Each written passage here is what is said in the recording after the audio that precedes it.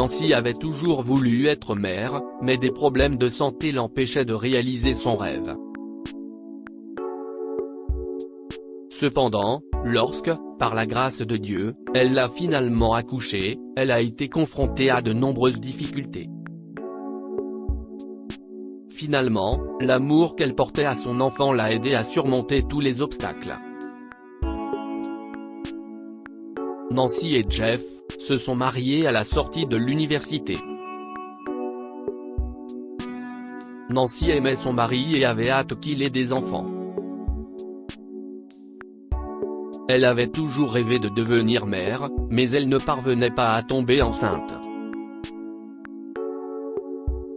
Nancy a grandi avec plusieurs problèmes de santé, ce qui rendait difficile la conception d'un enfant. Cependant, elle et son mari n'ont pas abandonné. Nancy tenait absolument à devenir mère.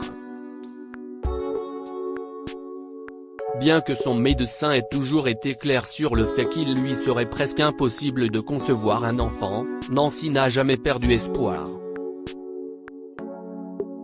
Pendant que le couple essayait d'avoir un enfant, Jeff a simultanément été confronté à des problèmes au travail. Nancy adorait son mari, mais n'était pas insensible à ses défauts. Jeff avait tendance à être paresseux, optant toujours pour la facilité. Il avait récemment été licencié de son travail pour insubordination et ne semblait pas avoir l'intention de trouver un emploi de sitôt. Cela est devenu un problème encore plus grand lorsque Nancy est enfin tombée enceinte. Elle était aux anges, mais craignait que Jeff ne soit pas en mesure d'assumer ses responsabilités et de subvenir aux besoins de sa famille. Pour la rassurer, Jeff lui a dit que tout ira bien et qu'il prendra soin d'elle et du bébé. Malheureusement, lorsque le moment est venu pour Nancy d'entrer en travail, ses problèmes de santé ont entraîné de grandes complications.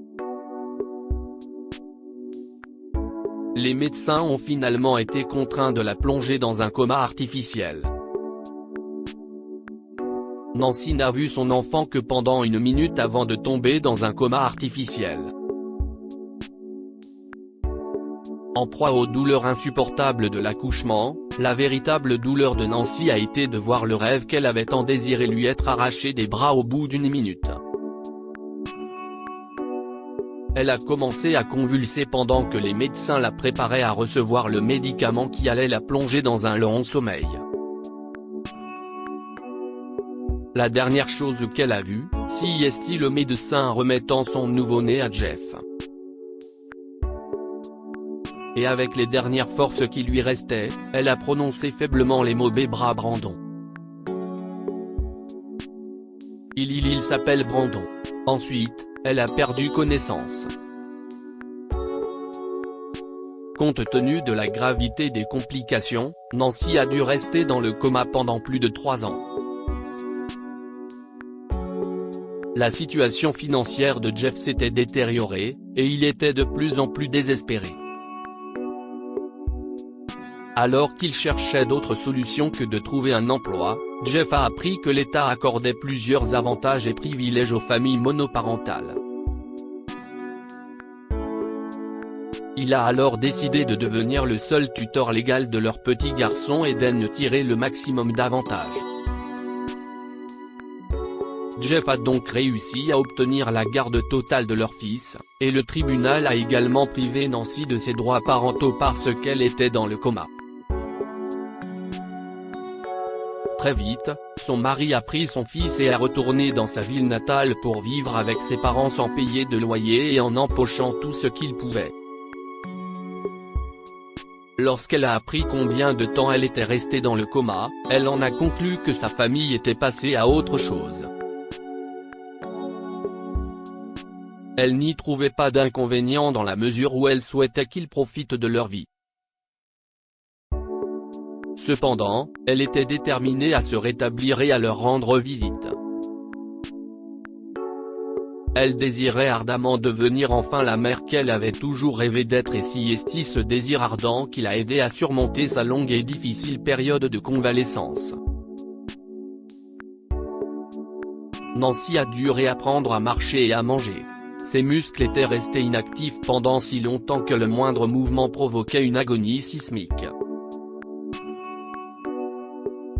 Néanmoins, elle a surmonté la douleur en se disant que c'était pour son fils, Brandon. Après avoir été remise sur pied, Nancy a retrouvé Jeff et son fils chez ses parents.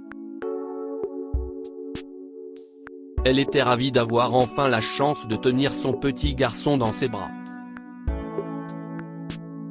Elle s'est avancée vers la porte, boitant toujours, mais avec une immense joie en pensant à ce qui l'attendait de l'autre côté de la porte. Lorsqu'elle a entendu des pas s'approcher, Nancy a appuyé sur la sonnette et a sorti les fleurs fraîchement cueillies qu'elle avait gardées pour eux. Jeff ouvrit la porte, choqué de voir devant lui une Nancy exaltée avec des fleurs. « Que fais-tu ici ?» demanda Jeff, frustré et confus. Jeff. Qu'est-ce ce que tu veux dire ? Je pensais que tu serais heureux de me voir, dit Nancy, complètement déconcertée. Mon amour, tu es ridicule. Laisse-moi entrer, dit Nancy en riant, s'approchant de Jeff les bras ouverts, dans l'espoir de recevoir un câlin. Je suis sérieux, Nancy. Tu n'es plus la bienvenue ici, dit Jeff en repoussant gentiment Nancy. Ce n'est pas drôle, Jeff. Où est Brandon ? Nancy insista, essayant de pousser Jeff sans succès. Écoute, Nancy. J'ai désormais la garde totale de Jeff. Tu es parti depuis trop longtemps. Lui a-t-il dit avant de retomber dans un ton doux et hésitant et de conclure, ne reviens plus ici. Ensuite, il ferma la porte au nez de Nancy. Nancy rentra chez elle, complètement déconcertée par ce qui venait de se passer. Elle a ensuite essayé de joindre Jeff au téléphone, mais il n'a pas voulu répondre. Pour Nancy, la naissance de son enfant et l'amour qu'elle partageait avec Jeff étaient restés intacts durant toutes ces années. Mais ce n'était pas le cas pour Jeff, et sa réponse l'a laissé d'autant plus désemparée. Après quelques jours à se morfondre, à essayer de comprendre les choses et à essayer de se reconstruire, elle a mis ses sentiments de côté et a décidé de prendre son fils quoi qu'il arrive. Au cours d'une saga horrible et dramatique, Nancy s'est rendue chaque jour chez Jeff pour demander à voir son fils, et à chaque fois, Jeff lui claquait la porte au nez, la menaçait d'appeler la police ou l'ignorait tout simplement. Un jour, Nancy est venue à la maison avec l'intention d'exercer la même pression qu'auparavant. Elle était déterminée à récupérer son enfant. Elle frappa furieusement à la porte, prête pour un énième affrontement avec l'ancien amour de sa vie. La porte s'ouvra, et Nancy était prête à faire une scène, mais ce que ses yeux ont vu l'a stoppée net. « Bébé Brandon ?» dit Nancy en regardant son fils désormais âgé de 9 ans avec des yeux pleins de larmes, ses mots étaient aussi profonds que la première fois qu'elle a posé les yeux sur lui. Nancy est restée là, complètement stupéfaite. Le temps qu'elle trouve un mot pour répondre, Jeff est arrivé en trombe, lui fermant la porte au nez une fois de plus. Nancy était complètement désemparée. Cependant, le fait de voir l'enfant qu'elle avait espéré toute sa vie, mais qu'elle n'avait tenu qu'une seule minute, a déclenché quelque chose en elle. Elle était désormais plus déterminée que jamais, même si cela impliquait de poursuivre Jeff en justice.